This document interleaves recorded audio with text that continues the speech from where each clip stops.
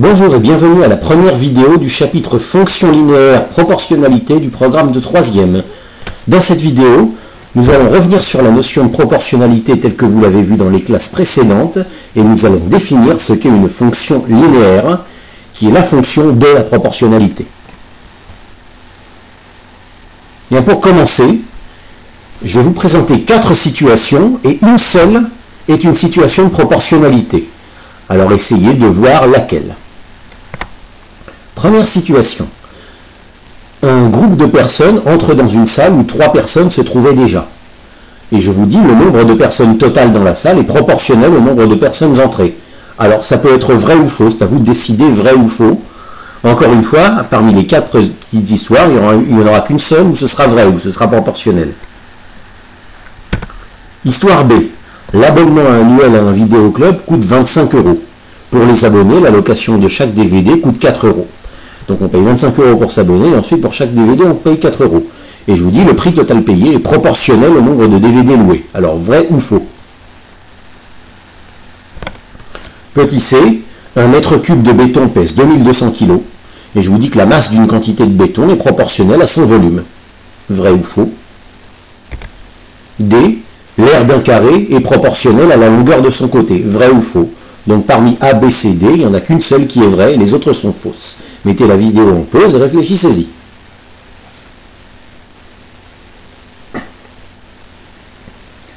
La notion de proportionnalité, ça veut dire, en gros, des souvenirs que vous avez, que pour avoir le résultat, on multiplie toujours par le même nombre. D'accord? On a une entrée, et pour avoir le résultat à partir de cette entrée, on multiplie toujours par le même nombre. D'accord? Donc on a un groupe de personnes qui entrent dans une salle où 3 personnes se trouvaient déjà. Qu'est-ce qu'on va faire pour connaître le nombre de personnes totales dans la salle? Il faut ajouter 3 au nombre de personnes qui est entré. Ajouter 3, c'est pas multiplier, donc c'est pas le A, c'est pas une histoire de proportionnalité. Le B, la location de chaque DVD coûte 4 €, donc on va multiplier 4 € par le nombre de DVD loués. Donc là, jusque-là, c'est proportionnel, mais le problème, c'est qu'on ajoute les 25 € pour l'abonnement. Et le fait d'ajouter les 25 €, ça va casser la proportionnalité. Il faut qu'il n'y ait que de la multiplication. Et en fait, c'est le petit c, c'est l'histoire C qui va se révéler proportionnelle, parce que pour avoir la masse d'une quantité de béton, sachant qu'un mètre cube pèse 2200 kg, il n'y a qu'une seule chose à faire, c'est multiplier le volume par 2200. Et comme on ne fait qu'une multiplication, qu'on multiplie toujours par le même nombre, c'est-à-dire par 2200, on a bien la proportionnalité. Pour l'aire d'un carré, elle n'est pas proportionnelle à la longueur de son côté, puisqu'on ne multiplie pas la longueur de son côté par un même nombre pour trouver l'aire, on multiplie la longueur du côté par lui-même, c'est-à-dire qu'on élève au carré à la puissance 2. C'est plus une histoire de multiplication, le D c'est une histoire de puissance. Donc c'est le C qui est une histoire qui parle de proportionnalité.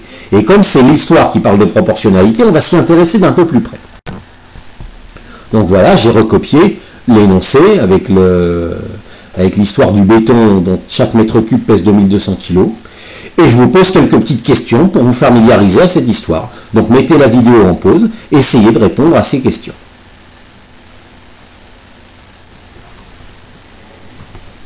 Donc, 1 mètre cube pèse 2200 kg, 5 mètres cubes pèsent 11 000 kg, il suffit de faire 2200 x 5. 2200 kg x 5 mètres cubes. Voilà, ça fait 11 000 kg pour 5 mètres cubes. 10,2 mètres cubes de béton pèse, eh bien on fait la même opération qu'avec les 5. 2200 kg par mètre cube, fois 10,2 mètres cubes, ça nous fait 22 440 kg. On multiplie le volume par la masse d'un mètre cube, et puis on a la masse du volume que l'on a. Inversement, combien de mètres cubes de béton pèse 26 400 kg? Et bien là, on va faire l'inverse, on va diviser les 26 400 kg par 2200 kg par mètre cube, et il va nous rester le nombre de mètres cubes que l'on a. C'est une multiplication à trous. C'est combien fois 2200 égale 26 400. Et ça, les multiplications à trous, on les résout en faisant des divisions. Voilà, et là, dans ce cas-là, c'est 12, 26 400 kg divisé par 2200 mètres cubes le kilo le mètre cube, ça fait 12 mètres cubes. Même chose pour 660 kg, on va prendre ces 660 et les diviser par 2200. Et on trouve que ça fait 0,3 mètres cubes de béton. D'accord? Donc on a toujours cette notion-là. Si je vous donne le volume, vous multipliez toujours par le même nombre, par 2200 pour avoir la masse. Et inversement, si je vous donne la masse, en fait, je vous donne le résultat, ben là, il faut diviser toujours par le même nombre, par 2200, multiplier toujours par le même nombre, diviser toujours par le même nombre, ben c'est ça, la proportionnalité que vous avez vu dans les classes précédentes, lorsque vous avez appris le produit en croix, lorsque vous avez appris la règle de 3. Hein, c'est cette histoire-là, toujours multiplier par le même nombre pour avoir le résultat. Voilà, comme je vous l'ai écrit ici, hein, c'est pas la vraie définition de la proportionnalité que je redonne pas, elle a été vue dans les classes précédentes. Mais bon, ça c'est de manière succincte ce qui doit venir à l'esprit quand vous entendez le mot proportionnalité.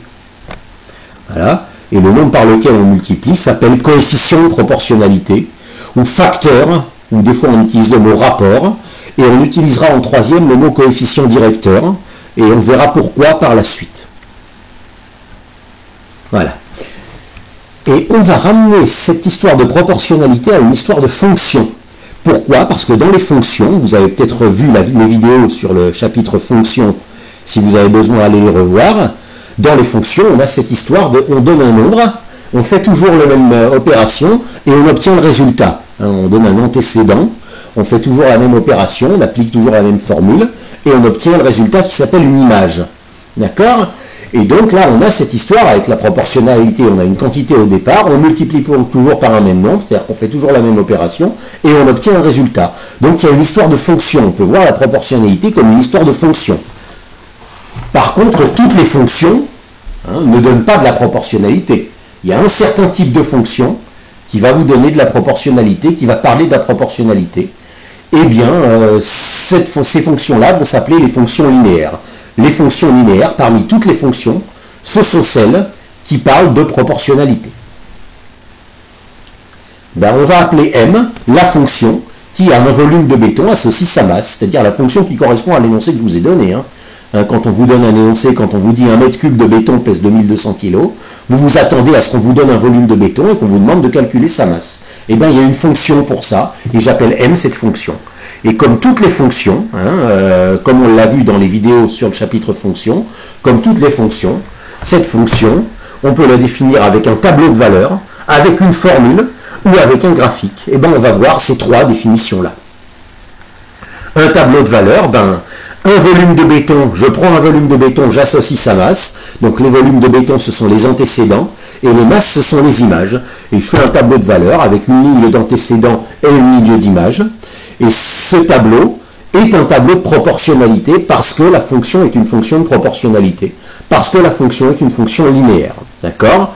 Et donc là, pour la masse, vous avez vu, à chaque fois, il faut multiplier par 2200. C'est la proportionnalité, on multiplie toujours par le même nombre. Une formule, ça ressemble à ça ressemble à, comme la fonction s'appelle M, ça ressemble à M de X égale un calcul qu'on ferait avec X. Quel calcul on fait toujours pour calculer l'image? Il y a une autre manière de l'écrire aussi qu'on avait vu et qu'on reverra. Et un graphique. C'est un graphique comme ceci, avec l'axe des abscisses qui représente les antécédents, les volumes en mètres cubes, l'axe horizontal, et l'axe des ordonnées, l'axe vertical qui représente les résultats que l'on trouve, et ici ce sont les masses en kilogrammes. Donc complétons tout ceci. Pour le tableau, revenons au tableau, pour calculer les masses, il suffit de multiplier par 2200, c'est la proportionnalité, on multiplie toujours par un nombre.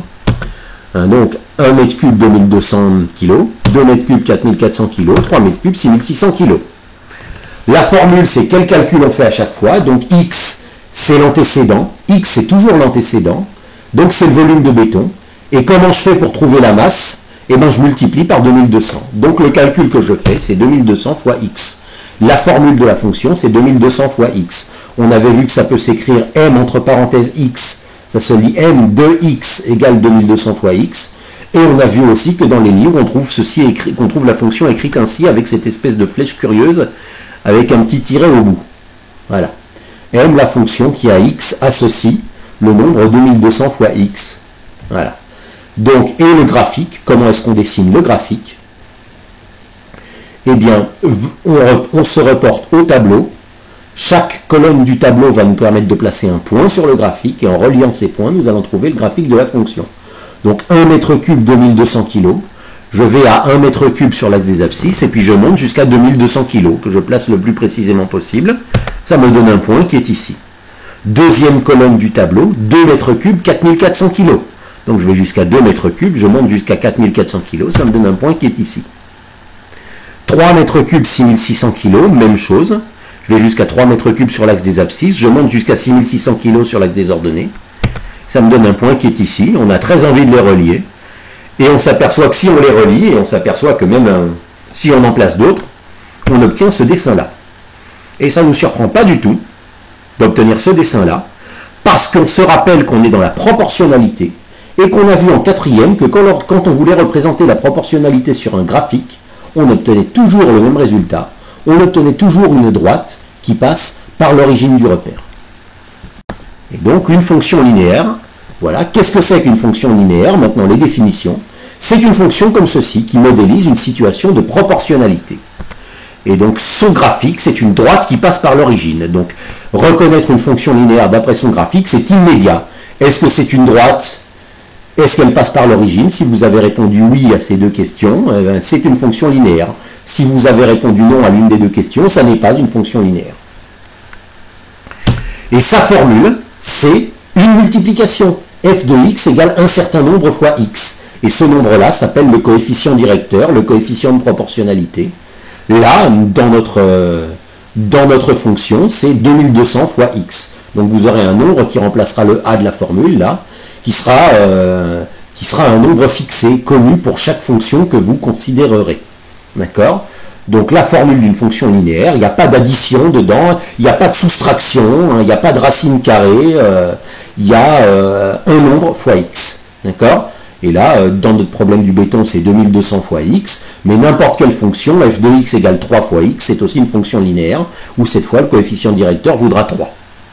Voilà. Et je vais vous demander, pour terminer, là, je vous ai donné 7 fonctions, 3 graphiques et 4 formules. Essayez de mettre la vidéo en pause et de dire pour chacune de ces fonctions si elle correspond à ce qui est marqué au-dessus, c'est-à-dire si c'est une fonction linéaire ou si ce n'en est pas une. Allez-y.